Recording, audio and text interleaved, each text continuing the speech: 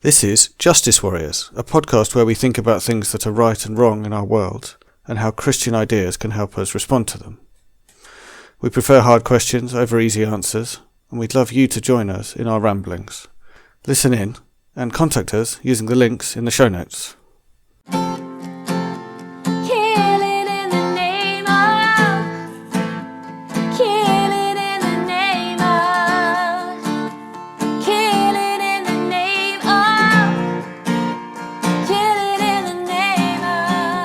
Hello and welcome to Justice Warriors episode 27. This episode we've got a very special guest called Sue, which I'll talk a little bit about. First of all, let's say hello. So I'm joined as usual by Leah. Say hi, Leah. Hi there. And Jörg. Say hi, Jörg. Hello. And as I said, we're joined by Sue as well. Hi, say hi, Sue. Hi. Hello. Yes. So last episode we talked about race and forgiveness. We've been doing a series about some different thoughts about race, and one of the things we discussed in the last episode was reparations and how like some kind of financial arrangements might be part of the kind of forgiveness conversation around colonialism and racism, and that led us on to thinking about economics and especially how that kind of thought can link with the climate crisis. Because a lot of money is involved, obviously, in the climate crisis, and some of that climate crisis is caused by the kind of colonial power and the global injustice.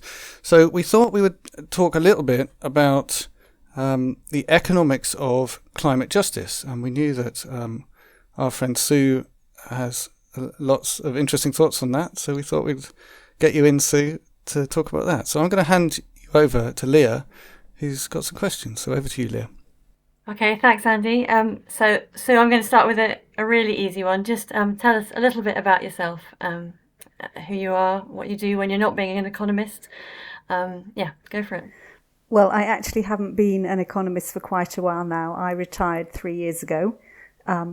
But I did my economics degree as a mature student. So when my youngest started nursery, I did an A-level at the local sixth form college. And so by the time all my children were in school, I did my degree at the local university.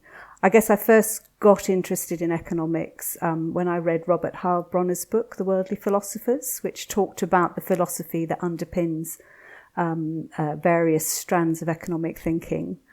When I'd done my degree, I went into the government economic service. So I worked at the Office for National Statistics, where I produced estimates of the value of unpaid work, household production. I then went to DFID, the Department for International Development, mainly because I'd lived in South America for 6 years in my early 20s and spoke Spanish, so I had something to offer as well as my economics. I had the Spanish. I ran the government economic service, so I managed it when Nick Stern was the head for 3 years. Went back to DFID as head of profession there, and then left the civil service in 2010, so over 10 years ago now, and ran a couple of charities after that before I retired 3 years ago. Wow. And you're busier than ever, I seem to gather. So we are going to come to climate justice, but we're going to come by a circuitous route. That's kind of where we're hoping to land up. And Sue can keep name dropping about her friend Nick, who I know. Do you want to just say a little bit about who Nick Stern is? You already dropped him in there. So Nick Stern was the head of the government economic service when I took on the job of managing it, but shortly after he joined the Treasury, he was asked to lead the Commission for Africa, and then a little while after that he started working on the Stern Review. So he was working on that review, which was all about the economics of climate change. So I wasn't involved with it, but I was working for him in another capacity while he was writing the review. And he has since then been heavily involved and still is involved in international discussions and talking about the economics and the need to invest to save the planet, basically. And I should say as well that we're recording this not long after COP26 finished. So that's kind of the context that we're talking in now. So as I say, I'm going to try and structure this in two different sections with a sort of Bible bridge in the middle. So first of all, economics. I'm not an economist, although I've kind of studied lots of things in and around economics in my time. And as a non-economist, we're kind of given this idea of economics as the most scientific of the social sciences, full of rational pursuits by rational men, generally rational men, replete with lots of graphs and tables and huge amounts of data. And as a social scientist by background, I kind of feel that there's a little bit of pseudoscience going on, maybe there. So it would be really interesting to start to talk about some of the philosophies and ideas that hide behind the graphs and the data. So that's where I'd like us to start. And then I want to look at a Bible philosophy, a Bible idea that we've talked about a lot on this podcast. That's ideas about Sabbath and Jubilee. And then finally, now this is all going to be very whistle stop, else we'll be here for hours and hours, but to try and see how that idea of Jubilee and resetting applies to some of the things that Andy talked about at first around climate justice and race and reparation. So yeah, we better get on. So we're gonna run out of time. So I guess just as a launching off point, could you tell us a little bit about what you see are the key philosophies behind the sort of modern economics that is very prevalent and taught in universities and written about in newspapers right now? Well, there's actually more than one. So I think the first thing to say is economists actually don't agree about very much. They never have, and they still and they still don't. There's even disagreement in the profession about what counts as mainstream economics, what's mainstream and what's not. So I think it's helpful to look at how economic thought has developed and think about how those worldly philosophers saw the world and then tried to make sense of it in an economic context. So if you go back to Adam Smith, sort of in the 1700s, the early stages of the Industrial Revolution, he wrote about the wealth of nations, how production works. And basically his philosophy was that if you just leave the market to get on with it, people acting in their own self-interest are actually going to come to good outcomes for everybody. So that was, I suppose, like an invisible hand. I think that's how he described it. A big assumption here about there's perfect competition, lots of buyers and sellers, no collusion, perfect information, etc., etc. But essentially, things were just going to get better and better as far as he was concerned. And that's where we get this whole idea of laissez-faire. Just let the economy get on with it, don't interfere, and everything will turn out fine. So then along come Malthus and Ricardo, and we're beginning to see really that, the Industrial Revolution is producing some pretty awful conditions, particularly for, the labour force and factory workers and people going down the mines. And they got very concerned about the impact of population. So they're saying, well, if you just leave things to go on and everything gets better, what happens is population increases exponentially, this was Malthus, and food production can't keep up. So you're going to end up with just a lot of people, hungry, struggling, and so on, because food production won't keep up with population growth. Ricardo was the first economist to try and build models, kind of simplifying the way things worked. And he also was concerned about population, but in a much more the sense of as wages increase for workers, what they do is they just go and have more kids. That increases the labour force. That pushes wages back down again. So you're back where you started, but again with a bigger population and that as you push more and more land into service of feeding that population, which is less productive, the cost of food goes up, and then the price of food goes up, but actually there's a windfall for people who've got land that's really good. They're getting higher prices and they've done nothing different. And so he saw that inequality would increase, the working man's position wouldn't increase. So Malthus and Ricardo basically went to the other end. From optimism, they plunged everybody into pessimism. It's all going to be terrible. It's all going to get really bad. And Malthus probably didn't see that as too much of a, I don't know, maybe I'm mischaracterizing, but that was not too much of an issue as far as the Malthusian kind of way of looking at things went. But for Ricardo, it was more of a concern. There was more of a philosophy that looked to create equality and for things to get better. I think so Ricardo saw trade as a way out of the food problem, and he's remembered mostly as a trade economist, to be fair. But what you also had, kind of again shortly after that, was all these experimentations. The utopian socialists they weren't economists, but they were trying to run the economy, if you like, in a different sort of way. So you think of Robert Owen up in Scotland with New Lanark and this model village where, the workers all had decent housing, decent wages, they were provided with healthcare and education, no child labour. And he showed that it could actually be really profitable, and people came from all over the world to visit this village. It went well for a while. He left New Lanark. He tried to set something similar up in the States, and it all went to pot. Frankly, it just didn't work at all. He lost a load of money. But there was this sense that you could do things differently, and what came out of that was the beginning of the cooperative movement.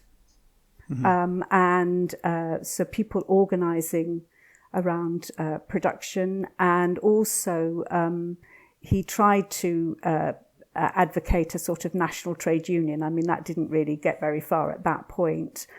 So there were sort of people experimenting with these ideas. And if you take say the Cadbury family, very much from a Christian perspective, as Quakers, they felt they had a kind of duty to look after their workers. Not all the utopian communities had that kind of basis. Some of them were, completely at the other end of the scale. So you've got people trying to do things differently, seeing that it's, the traditional way of organising the economy is not working, and could you have a different way of doing things?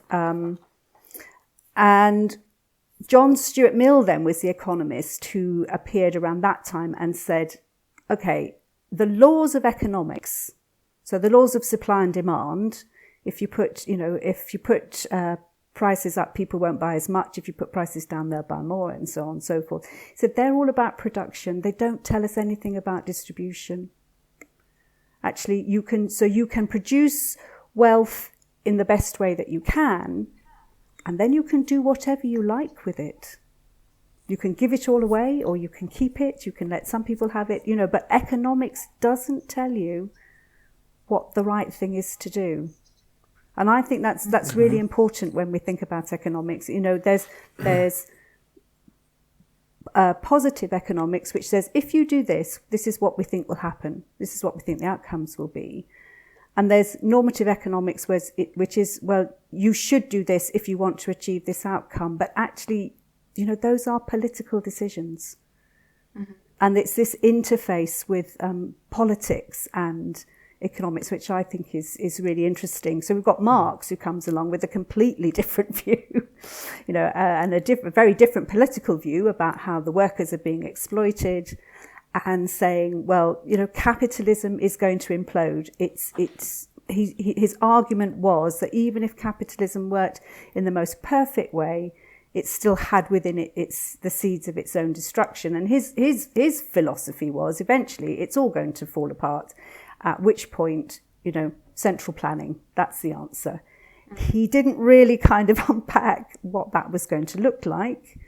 And then the experiments in Russia and China well, they were not, they still produce shortages, they still, produce too much of some things, not enough of others, and they required very coercive, controlling governments to kind of maintain themselves. So the sort of practical outworking of Marx's ideas has had mixed success, I would say. But then around the end of the 18th century, economists started thinking about economics as encompassing welfare. So not being just about production and consumption, but actually, so Alfred Marshall, it's about the relationship between wealth and humanity, and how do we achieve good outcomes for and improve the welfare of people, and that should be the aim of economics, to improve welfare. And then we come into our century, and this is where I suppose the two philosophies which I would say are the most current were Keynes, after the Great Depression, who said, actually, you know what, you can't just leave the market to itself. We got stuck in a depression. We didn't get out of it. The market didn't correct itself. And he said, you need government to intervene. You need government to actually get things unstuck and get things going again. And that sort of had a lot of currency in the sort of mid-1900s. And then you get Milton Friedman coming along in 1970, 1980 saying, no, governments should just not meddle and interfere. It does more harm than good. Keep out. So you've got this... I suppose you've got this continuum from laissez-faire, which started with Adam Smith and was picked up again by Friedman. Just don't interfere. Let the economy get on with it. All the way through to the Marx. No, you have to have central planning. You have to control every single bit of economic activity, and you've got everything in between. So it's really hard to say what the main philosophy is, because it depends. It absolutely depends on where you are politically, which one of those you'll listen to. Would you say it's probably fair to characterise the 21st century that we're in a situation where if you tend to be more on the right wing of politics, you tend to be more of the Milton Friedman kind of laissez-faire side of things, and if you're more on the left of politics, you tend to be more of the Keynesian, and largely the Marxist state planning has been pretty much discredited. Is that a fair? Yeah, I think that summary? seems quite fair, but I think it's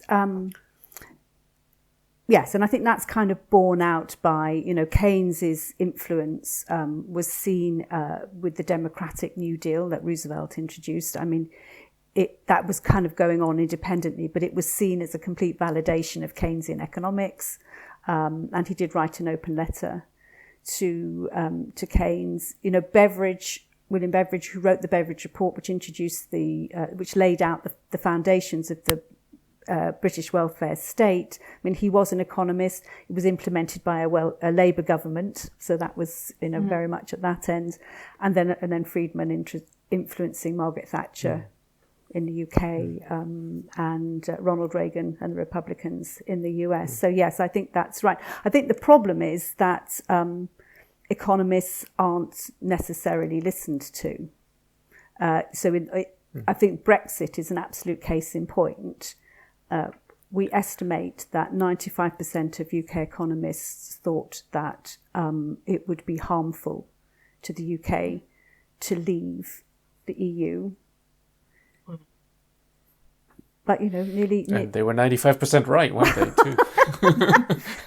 But I suppose the point I'm making is that the decision wasn't made on the basis of economic thought or economic opinion. It was, Can I ask a question? Yeah. Because this is what I was when I was listening to you. I mean, coming out of the arts and humanities, I realize we're having a very academic conversation this evening. But what strikes me is the absence of any kind of anthropology, or a very simple mechanistic anthropology whereby people are conceptualized by rational motivations, and they are addressed as individuals. Even within Marxism, it's the elite that needs to police everybody into, so it's all driven by this kind of very narrow sense of rationality that people will act according to what they know is best from science and act according to what they know is best for their motivation. But we don't tend to do that. We eat more than we should. We don't exercise when we should.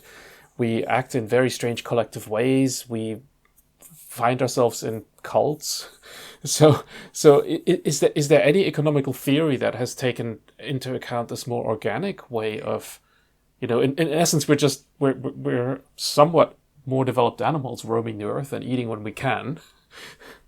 No, I mean, absolutely. The whole area of behavioural economics is precisely addressing that point, that this idea that we're just all rational individuals and act in our self-interest is not what we see in the real world. And so behavioural economics is all about trying to understand the motivations that people have, why they might behave in different ways, how they might respond to different policies. I mean, I think for government policy, it's been a way of thinking about how do you introduce policies in a way. So something simple like you have to opt out now of being of contributing to a pension, because people don't think by and large about what's going to happen when they retire in 40 years' time. And then by the time they start thinking about it, it's sometimes too late to start saving. So if you have an opt-out rather than an opt-in to pensions, then more people start making that provision sooner. And that's something that's come out of behavioural economists thinking about how you create incentives for people to do something that is perceived to be in their best interest. Yeah, especially when you think about climate change, like we all know how we should live, and yet we find it so hard to change our ways. So one would hope that kind of thinking would propel economists more. But anyway, just... So one little question for me. You mentioned the idea of the economy or economics being for the welfare of people. Is that now like an accepted idea, or is that... Well, certainly in public economics, we are... economists are thinking about equity as well as efficiency. That is absolutely something that needs to be considered. People have different ideas about what is fair, and fairness is can look differently in different situations. So is it everybody gets exactly the same? If you think of access to healthcare, does everybody get exactly the same treatment? No more and no less, or do people get the treatment that they need, however much it is, and irrespective of what other people. So it's not; those aren't simple concepts, but they are things that public, that economists working in public policy are grappling with. How do you trade off equity and efficiency, and how do we think about that? So, do you think that equity has become? I mean, that's not exactly the same as welfare, right? Or maybe it is. Is equity now the thing that we use to talk about this? So welfare, if we think of welfare as being how people thrive and flourish, equity is about everybody being able to do that equally, or equal opportunity. So it's the kind of outworking of it's what that flourishing looks like. It's not flourishing just sense. For a few. It's thinking about how policy affects different groups in society. So how an economic policy would affect the people at the bottom end of the income distribution, the people at the top end of the income distribution, and the people in the middle, for instance. And is that thought about internationally?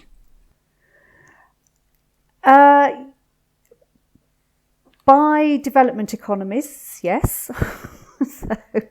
Not by anyone else. Well, is the implication. I think that again, if you think of public policy in the UK, the debate around how much we should be giving as aid, for instance, is a very small part of total government spending, and so it kind of gets. It gets attention from certain groups and certain members of the profession who are that's what they think about, development economics. But it isn't, it isn't the only thing that economists think about, and it's certainly not, at the moment, the major thing in public policy. Doesn't drive policy. Yeah. Okay. Thanks. Or even international development economics to some extent, if you think of IMF and so on. I mean, that's more driven by equity, isn't it, than welfare, making sure things stay financially stable. Well, stability is different from equity, isn't it? I mean, I suppose, and I think there have been changes in the IMF, in terms of, we had a time when they were sort of preaching austerity to developing countries, and have kind of moved away, I think, from those kind of blanket prescriptions that can lead, in some cases, to real unintended consequences. Those that die by wearing the badge, they're the chosen ones. Those who died are justified for wearing the badge, they're the chosen ones. The justified. Those that died, they're the chosen ones. So I think whether we're talking about equity or welfare or maybe even stability, these are all good things that as Christians and theologians we would like to see. It seems that the main thing with economics is quite a lot of difference in debate about how you actually get there. It does feel like we've moved away from perhaps a position 20 or 30 years ago where it was all about increasing gross domestic product, making sure that there was growth, and everything else would kind of take care of itself. Is that fair? Yeah, so it felt like there was a real strident kind of line at that time. As you say, the IMF, the International Monetary Fund, was all about austerity. The kind of public policy from the Thatcher and the Reagan eras took a long time to fizzle out that idea that you did just leave it to the markets, concentrate on growth, and it would trickle down and people would be okay. And I think what we've seen over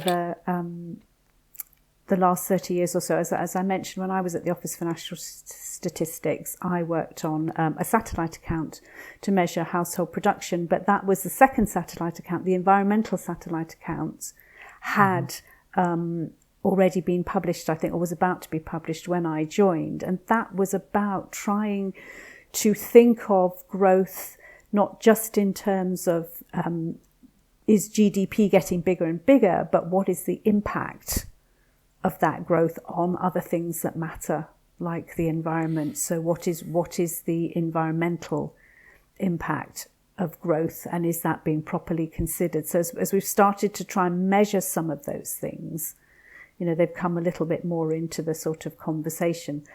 Interestingly, it was a satellite account. It still is a satellite account, so it's never been incorporated into, our standard measures of GDP. But there have been, I think, nationally and internationally, really serious attempts to try and capture some of the damage that was being done.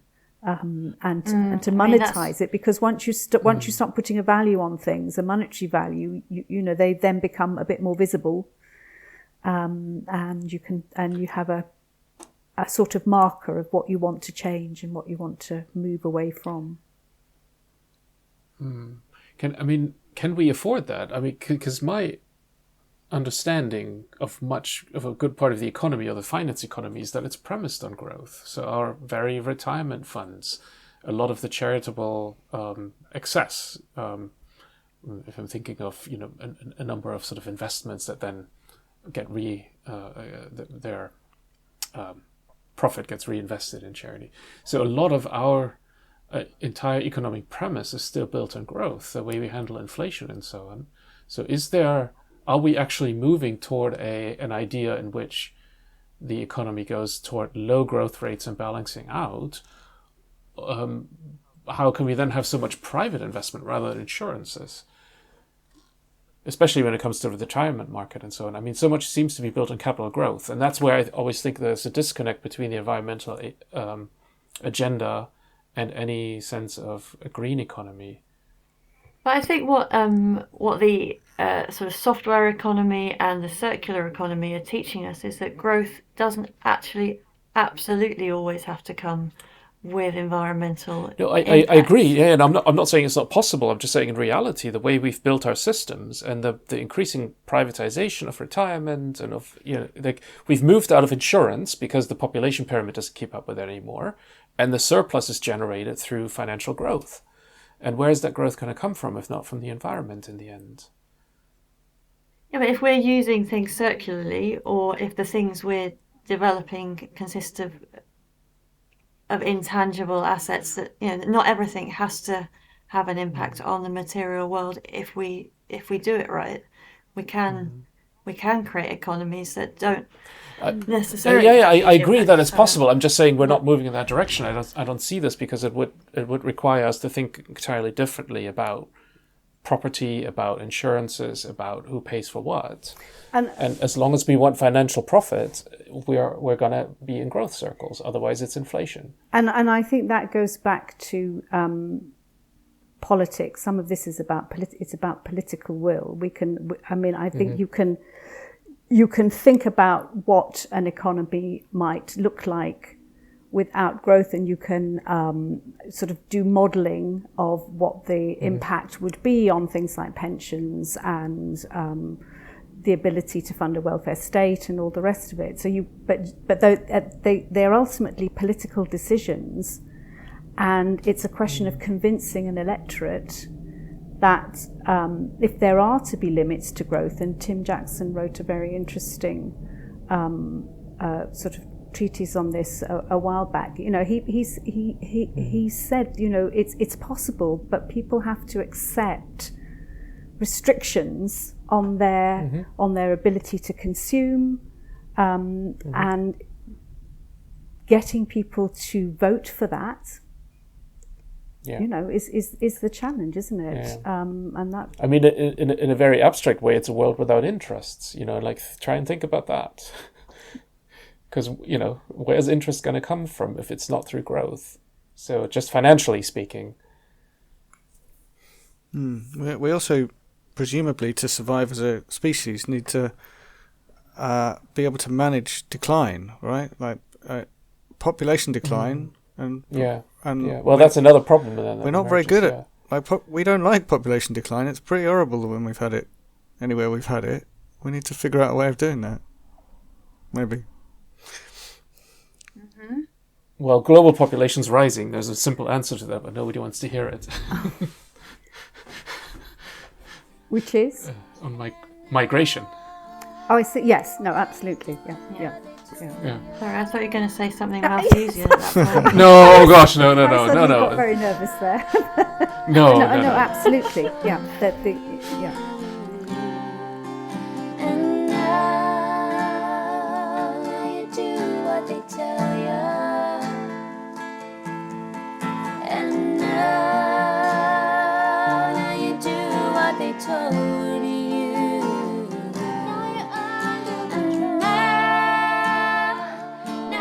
Okay, so we've talked a lot in this podcast about Sabbath and Jubilee, and there's a lot in the Old Testament about God's way of ordering a society. The majority of the books of the law, Leviticus and Deuteronomy, are God taking a people out of a slavery situation where they had no options about how they organize themselves, into a land that they ran themselves, and giving them instruction about how to organize that. So you could say God was definitely needing to give rules about economics, and it's very strong, particularly in Leviticus, about the idea of Sabbath, of stopping the engine of production, if you like, on a regular basis, both weekly and then 7 yearly and then 50 yearly. And on the 50 years, having a Jubilee year where effectively there was, I think if you put it in economics terms, you'd call it a reset of the means of production. That land, which was probably the main source of wealth ultimately in that kind of, rural agricultural society, was to go back to its original owners and anyone who had been set as a slave, sold as a slave, into debt, and was to have their debts forgiven, and to go back to the beginning. So it's really interesting in a context where economics is starting to talk a lot more about inequality, that the Bible is full of these ideas, from many years ago. They do seem quite relevant. But can you see any way in which they have a place in modern economics? It's obviously really difficult to translate something from one sort of agricultural society to our incredibly complex economies. But yeah, I'd be interested to hear what you thought. Well, I think the what I've always been very interested in is the whole concept of tithing, and that sense that those who have wealth have an obligation to share it with those who don't, and that the tenth of the tithes of everybody except the Levites going to the Levites, both for maintaining the temple, but also they were effectively, I think, running the social welfare element of Israel, weren't they? They were. Yeah. They would receive the tithes. Tithes had to be given. Was it every 6 years? No, every 3 years. That there was another tithe for the foreigners, the widows and the orphans living in towns. This sense that people who didn't have access to the means of production were to be looked after, not reaping your entire field, leaving the margins. And for me, that kind of modern equivalent is, a decent welfare state. I believe in the welfare state. Taxation, right? Yeah, exactly. And I think also that reset was something about not being able to accumulate massive wealth. And there's a lot of discussion around about the moment about what we should be doing about, huge amounts of wealth. You could put a one-off tax, I think, on the sort of top 1%, and you could cover all the costs of COVID. You could vaccinate the entire planet, for a one-off small tax, wealth tax. And is that a better way of thinking about taxation than, say, for instance, putting up national insurance to pay for social care, so that young people just starting into work are facing a higher tax burden? I think these are things where I think what you believe is right influences then the kind of policies, the economic policies that you will want to champion. And a lot of those, I'm going to say ancient, they're not ancient, those 17th century economists were very religious, weren't they? They kind of came from a strong, often Scottish Presbyterian kind of background. And I think the book of Adam Smith's that people don't talk about so much is Moral Sentiments. I'm going to forget the title. Yeah, his Moral Sentiments. No, absolutely.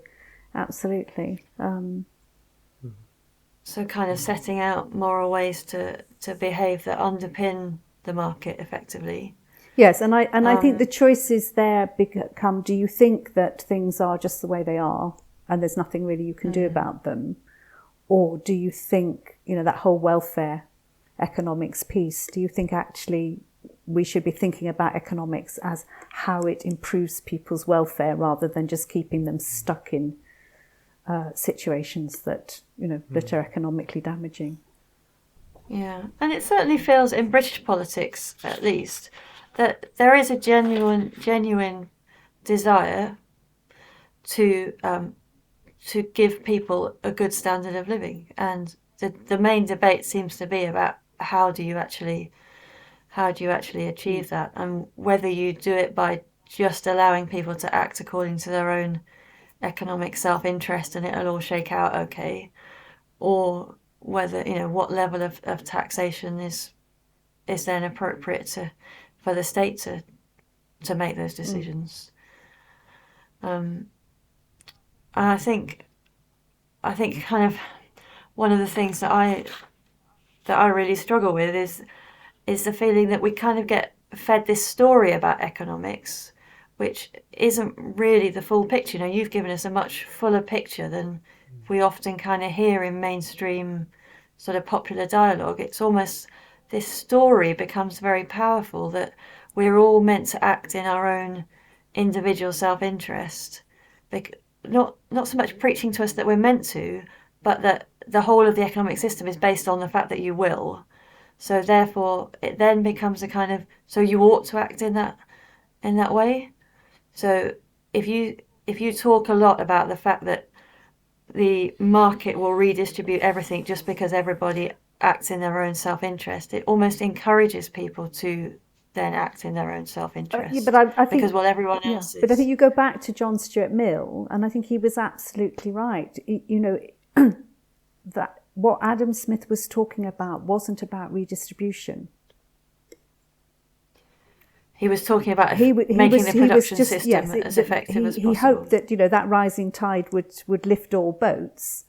But that the redistribution comes out in the welfare economics. It comes out with Pigou, who followed Arthur Pigou, who followed Alfred Marshall, sort of saying, actually, there are externalities. People do things that have an economic impact on other people that aren't taken into account, and that's a big thing in environmental economics. Pollution is an externality. It's a cost that some people impose on others, but that isn't actually priced into the commodity that they're producing. But he also talked about transfers and how you can improve welfare by transferring resources, and that's mainly through redistributive taxes from one group to another in order to improve overall welfare. So I think it isn't there is a school of thought that says, definitely sort of monetarist economics, that if you just let people get on with it, it will all be good. But there's equally a lot of economic thought that says, no, we know that doesn't work, and there are other ways we've got to think about that.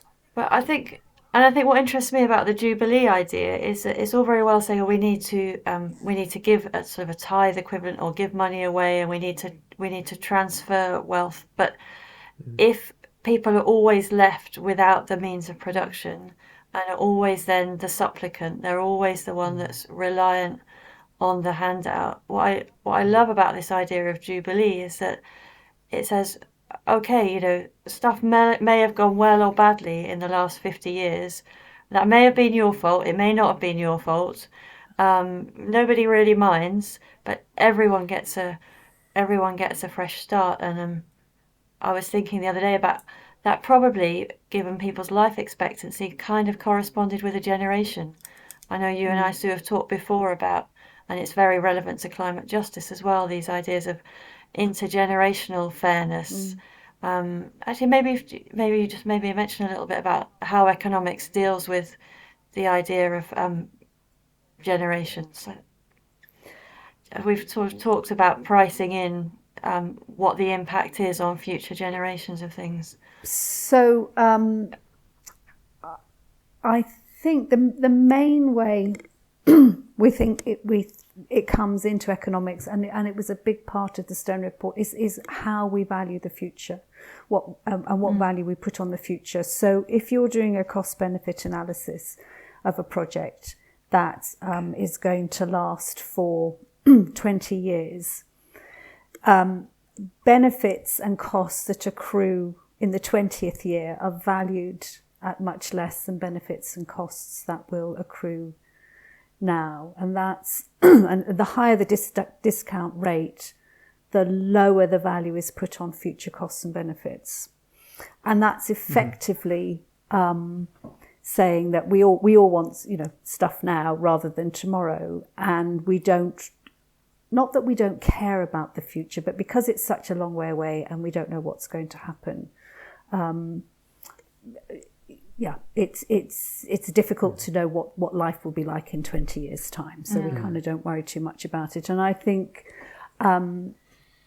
what the Stern Review was saying is actually we need to think about discounting in a different way, because it does matter what happens into the future, and we can't discount those future costs and benefits as if they're not irrelevant. We have to think about it differently.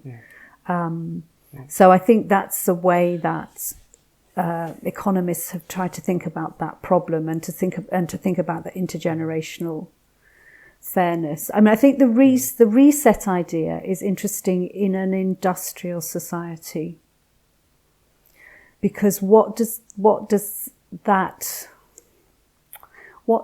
look like when actually most people aren't producing off a piece of land that they own? They are selling their labour, to somebody else, and then either in a factory or in an office or whatever. How does that reset? How does that reset work? And I don't know. I'd be interested to kind of think about that a bit more. Well, I've lived in an economy where everything belonged to the people. and it was still all structured from the top. So, I guess if you had this kind of reset, you would have to kind of find a way of re-owning companies, but who then runs them, and how does that work? Because I don't think it's not a communism. It's not a putting things into common ownership, is it? It's a redistribution back to a fair level of ownership for everyone. And I don't think they ever... You're thinking of share distribution or something like that? Sorry. And I don't think they ever did they? As far as we know, there never was. No, I don't. That's what I've heard. Yeah, I don't think that means we should say it's rubbish, though. No. but I think it's to kind of. It was always an idea. Yeah. It was, But if you look at this pattern of land ownership in the UK, it's still incredibly concentrated in the hands of that. I've got a terrible memory for statistics, but the number of buddies of William the Conqueror who have descendants who still own significant portions of England is scary. I find the number if I could remember it. And then there's the Archbishop of Canterbury as well. Well, yeah. Then there's the church that owns an awful lot of land, and and although yes, we live in this kind of high-tech world, land, a lot of benefit does still accrue to owners of land. I mean, and think about the fact of how much our economic growth in Britain in the last 30 or 40 years has been driven by the property market. So to say that wealth is now sort of ephemeral and to do with tech stuff is, I'm not sure, accurate. So maybe something like a land value tax. I was just thinking. The housing proposed market, a long time ago. And I think it seems so far from. Sorry, Andy. Yeah, it seems so far from what our economy is like. I was really excited to hear you mention, Sue, like a wealth tax as a possible way of applying that idea, because I just had no idea how would this idea of Jubilee, how on earth would it fit? But some kind of one-off wealth tax is a kind of a similar idea of a kind of one-off adjustment. Yeah. And maybe a wealth tax once a generation. Maybe it's that same kind of. And it says something about you do it on a inheritance random tax. year. You're like every year the Chancellor throws a dice, and if it comes up 2 sixes, yeah, of course, because people would gain. there'll be a lot of well-paid people. Exactly. themselves to. For some strange reason, Josephus did this. The historian, he always drew the right straw and was the one who survived when they all decided to commit mass suicide. But listening to our story or to our conversation, like I still get these behavioral questions stuck in my head, and I have two questions really. One is, why do we then? What is it that we see government as something so anonymous, and we tend to value individuals? And I'm thinking especially of the States, where you see that happen quite a lot, that people vote against their interests. So if you look who voted for Donald Trump and how he got praised for accruing wealth, And government is always seen as this sort of anonymous boogeyman that bears down on us to bring taxes. Or we celebrate on the left side, you would perhaps celebrate Bill Gates and his philanthropy, when we need to ask, where did all the money come from? And is there perhaps a problem that one person gets to decide which problems need to be fixed next, or SpaceX, or all of those kinds of things? Like, it seems to be so much more tangible to us to say, well, here's somebody who's making things work, and the government's always this sort of abstract, slightly oppressive figure in some people's minds. And so what is that in us? Or do behavioral economists think about that? Like how we can make this more tangible?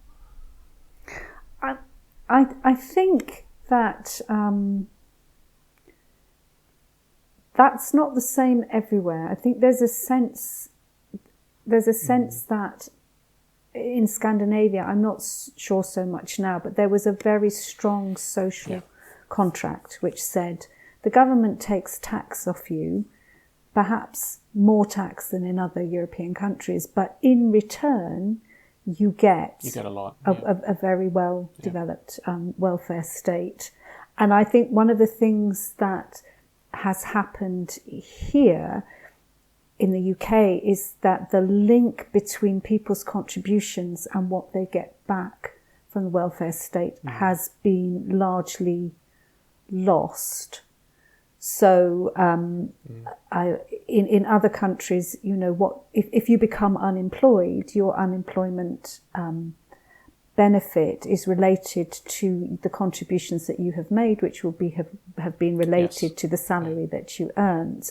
And so there's a kind of sense of, I know what I'm paying, but I know what I'm going to get back.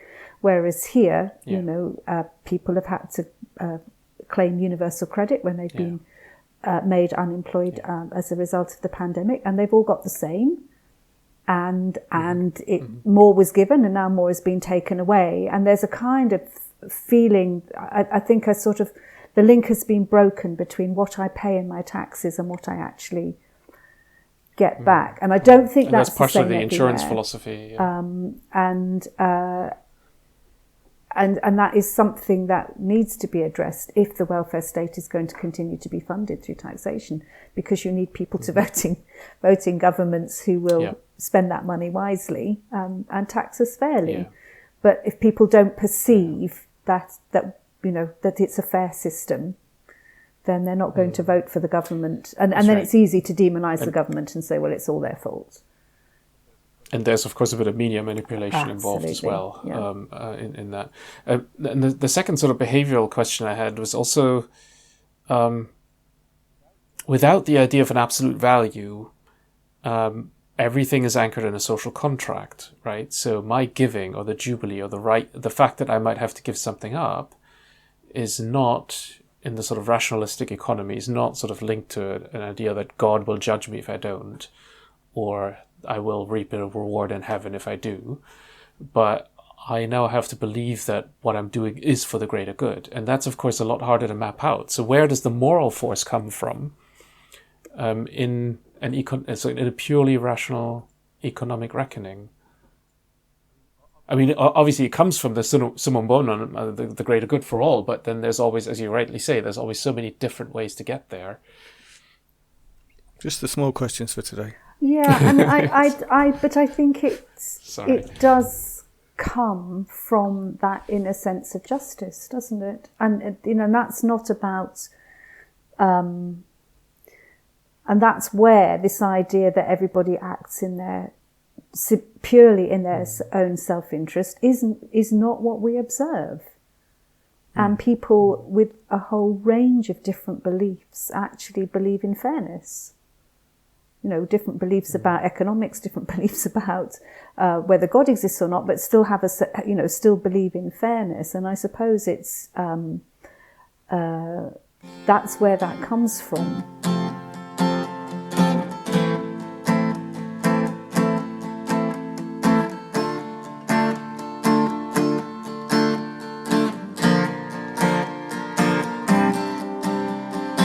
Some of those that work forces. And I think we saw it with COVID when people believed that everybody else, or the majority of other people were also acting in the common good, wearing face masks, staying at home, getting vaccinated, and the majority of people also acted in the common good. Once that began to break down and people felt that nobody else much was doing what they were meant to, then they didn't either. So it feels that sense of justice and fairness and acting for my fellow human is still very much alive, but I think it does come with the caveat that nobody's going to do it if they think it's just them. Well, most people aren't going to do it if they think it's just them. I just want to try and pull us back to climate change a little bit. So from what we've been saying, it feels like one of the big problems with climate justice is it falls victim to at least two of these problems that we've identified with economics in a very broad sense.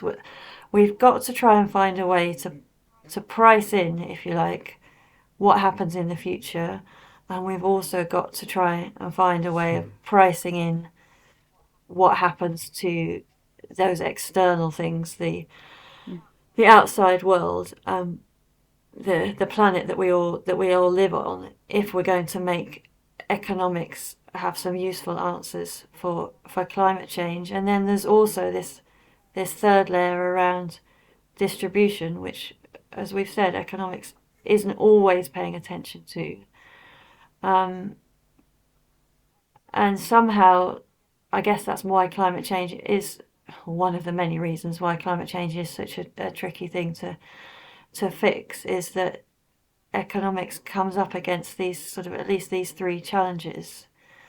And I think we particularly saw in COP26 this idea that that justice for everyone wasn't really was very hard to to get across, because the poor countries were promised in Copenhagen that they'd have $100 billion per year by 2020, and that hasn't happened yet. They're saying maybe by 2023. There's still a strong demand for a loss and damage fund, which is essentially the poorer countries saying we want compensation for the loss and damage that your development and your CO2 emissions have generated across the years.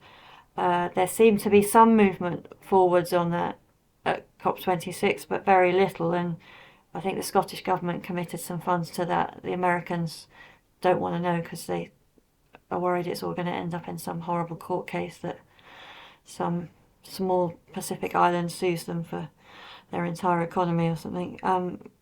And yeah, it feels that the issue of justice is still being ignored.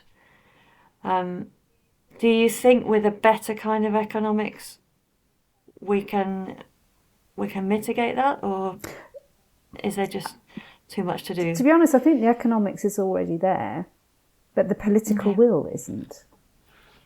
There are studies, about how we can have a fair price for carbon, which will exactly internalize the externalities caused by burning fossil fuels. We know what should be done, but there's not the political will to do it, and that I think that's the issue. Economics can say, if you want to do this, you should do X, Y, and Z. But if the political will isn't there to do it, the economists just get ignored. And so for me, it's not that economics doesn't have anything to say about it; it's that nobody's listening. And so that's you mentioned a price for carbon. Sorry. Yeah. So you mentioned a price for carbon. Is that the big idea here, or are there others? Well, that's been the big idea since the Stern Review, to be honest. But I think the difficulty is, so there was an IMF PwC study produced for COP26, that's saying we are already effectively subsidizing fossil fuel use by 6.5% of global GDP. That's the damage that's being done that nobody's paying for. So it's being subsidized basically, and that we should be able to sort of set an international carbon price floor, get everybody on side so you don't have some countries opting out, and that actually the revenue that would raise in developed countries would cover mitigation costs and adaptation costs in developing countries. So you sort of... We've got fuel prices at the moment going through the ceiling, energy companies falling over right, left and centre. So to suddenly start saying, okay, and now we're going to make them even more expensive by whacking on the carbon tax, politically feels really difficult, because you couldn't just do that. You would also have to then have a whole program of how you're going to help, families who would be pushed into fuel poverty and so on and so forth. We know what we should do. There's lots of ideas about what we should do, but for me, it's the political will that's lacking. Paying for environmental services. This is not a new idea. This has been around for decades. There are problems. Whether you give it to a national government, whether you give it to individual projects. How you monitor what it's used for. If you give it to national governments, anything you give to a national government is fungible. That means that it doesn't necessarily get, well, it might get spent on the thing you've given it to them for. So you give a government money to sort of preserve the rainforest, but if it displaces a national budget, which then gets spent on building more, tanks or whatever, then you haven't increased the spend on that particular thing. If you give it to projects, then you've got a whole issue around how you monitor that money's actually being spent on what you think it's going to be spent. There are problems with it, but then none of them are insurmountable. But do you think we just get back in this kind of thing that we were talking about with the race issue of it being seen to be white people that have to give money to sort out other people's problems, without there being an acknowledgement that by and large it was the Western developed economies that have caused this issue? Again, where does that idea come from? Because the evidence is clear that it was the Industrial Revolution in Europe that started, polluting like mad. This is not some kind of philosophy that somebody has made up to be, some idea to be mean to white people. The evidence is there. But we always tend to think of ourselves as poor and not really belonging to those classes that oppress others, isn't it? We always compare ourselves up rather than down. And then the argument is, well, I come from a family of miners. We didn't really participate in this. And that, yet to a large extent, everybody did. If you had sugar from the global south, you participated. Or the whole reparations for slavery issue. Yeah, I saw a really interesting graphic about historical emissions going back to 1850, and what staggered me was that the US was right out front, right from the word go, from 1850 onwards. I mean, obviously that's a fairly arbitrary time that they chose, but and just saying how all the deforestation and all that was done to kind of win the West in America, and how and the industrialization there, that's kind of right back from there. Sort of white Anglo-Saxons going to America, destroying native communities, and also creating huge amounts of CO2 emissions. It all went hand in glove, unfortunately. It's that link between colonialism and expanding in the West. Indonesia as well. Indonesia was a huge emitter of CO2 right back in the 19th century. Well, why was that? That was because the colonialists were there chopping down the rainforest and planting rubber plantations. Enormous CO2 impact. and we don't even think about it. You know, we talk about Indonesian rainforests now, but they were, you know, vast in extent before. Yeah. I think we blame the Dutch for that one, do we? I can't remember. Yeah, in that case. Before, in that case, yeah, But exactly. there was a global market, wasn't there? Yeah, exactly. As you say, everybody's implicated, and Yeah. that's what makes it so difficult to then start talking about reparations. The only people that you could probably directly pin it on are those English dukes who still have vast estates that they made, and bishops that they made money out of the slave trade, and still held on to that. But we can't talk about that, as the National Trust found out when they tried to write a report about it. Yeah. I think it also depends on whose house you start with, isn't it? What? Who's at the beginning of the list? You mean, or Yeah, that's right. Yeah, where it bubbles up. Yeah. Indeed. Okay, but yeah, I think it's really interesting that, do we see a voice from the church calling out for loss and damage fund, for reparation, for transfer of wealth between the global north and the south, as a result of some of these things that we've been talking about? I just wonder if that's something that the church, us as Christians, should be writing to our MPs about, talking about more. I think Rather than getting so caught up about whether we're using, plastic cotton buds or paper ones. it feels like around the time of Jubilee 2000 and the sort of international debt forgiveness, the church was much more vocal than it's being around sort of environmental issues on that kind of global stage, as opposed to, as you say, the local. Are we being green in our church? Is that unfair? I don't think so.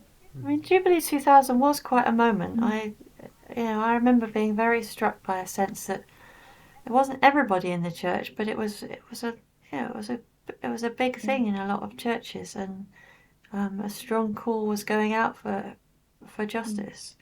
I mean, that's one of the tragic things about the COP financing now, is that I found the figure somewhere, but no, lost it. A huge percentage of the money that's being pledged by the richer nations for the poorer ones is in the shape of finance, not grants. So it's loans. It's more loans. We know where that got us before. It's with strings attached as well. Mm-hmm. Yeah. Yeah. And are there any projects that you're aware of where churches also try to work to create different local economies and to put some of these things into action? Because I think the other thing is, writing to MPs and having these systemic conversations of what needs to be done is one thing, but actually just starting with day-to-day conversations about how we implicated in this, how can we have sharing economies? I know all of this stuff happens sort of at local level, and indeed even in our church we have, different conversations around climate justice. But is there anything sort of a larger movement afoot that would ingrain that a bit more in local communities? Well, I guess the call for local authorities to declare climate emergencies, has been an attempt to try and have some influence at that level, hasn't it? I think it's been largely not very successful in Runnymede yet. We're still waiting for the plan, aren't we? But there are councils that are doing it, and I think the Centre for Alternative Technology has been doing a lot of work with local authorities, around their Zero Carbon Britain report, and how helping local authorities to think about, and local communities to think about how they, can move to a more move towards zero carbon neutral activities, and have plans to do that. So I think there are things going on, but it seems quite patchy. perhaps. Yeah, I mean, you mentioned cooperatives earlier on. I think there's still a strong cooperative movement in the UK, and energy cooperatives, which, I mean, I'm involved in one, are are alive and doing things in local communities to allow people to invest money and put solar panels and other renewables into communities, and they're branching out into other projects around fuel poverty and giving home insulation and draft busting advice and things like that. So it's interesting to think that it's not just about redistribution through governments. It can also come through local community action. I think often the difficult thing is that the people who have spare time, spare resources to be able to set these things up are often in more affluent areas. So it kind of sometimes comes with its own kind of inherent sort of inequality, if that's what you're relying on. The same with local authorities. It's often the more wealthy local authorities that have the bandwidth to do something around carbon. But yeah, I'm trying to think if I thought of a clever way to round our discussion off, but I don't think I did. I feel like we may have come to an end point, unless anyone else had any other questions or anything to add. I wanted to ask you, Sue, what you think we should do, and that could be us as individuals, or it could be as a country or as a world community. If you could pick one or two things, what should we do about climate justice? I think it does begin with me, thinking about, I think as we look at ways that we want to change the way we behave, that then will inevitably raise questions of when we bump up against not being able to do that for systemic reasons. And I think that can then, I think that it needs to be sort of grounded in our reality, because we don't want to be like the utopian socialists who kind of just tried to set up these communities that went, or that worked for a bit and then went completely pear-shaped. We actually need solutions that are real, that are workable, that will be endurable. And so starting with ourselves, but then looking out, well, I mean, one of the things that drives me absolutely nuts is, if I go into the supermarket, I have a choice between buying organic food that's packed in plastic or non-organic food that's not packed in plastic, So then I start thinking, okay, where do I shop? Where do I want to support? What shops do I want to support? How do I do that? Do we need to be setting up a zero waste shop in Egham so that I don't have to drive to Egham to do it? So I think trying to change your own behaviour then really starts to highlight where things aren't working locally, nationally, internationally. But I would say kind of start with where you are and then see where that leads you in terms of what you want to push on in the next level up and the next level after that. Does that make sense? Mm-hmm. It does. Yeah, that's great. Thank you. Well, thank you very much, Sue. We think we'll probably have further interviews on climate justice, but we'll certainly continue the conversation however we go on. So thank you so much, Sue, for giving us the benefit of your expertise and your time. And listener, we'll see you next time. You're very welcome. Thank you.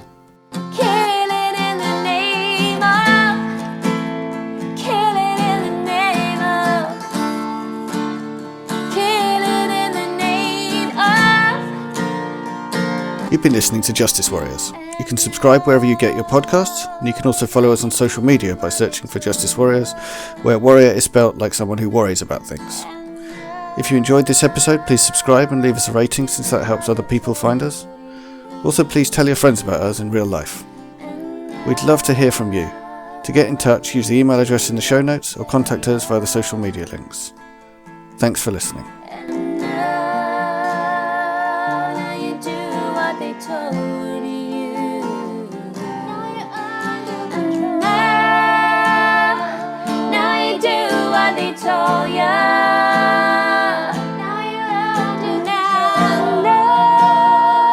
Now you're under control. Now you're under control. Killing in the name of. Killing in the name of. Killing in the name of. You kill.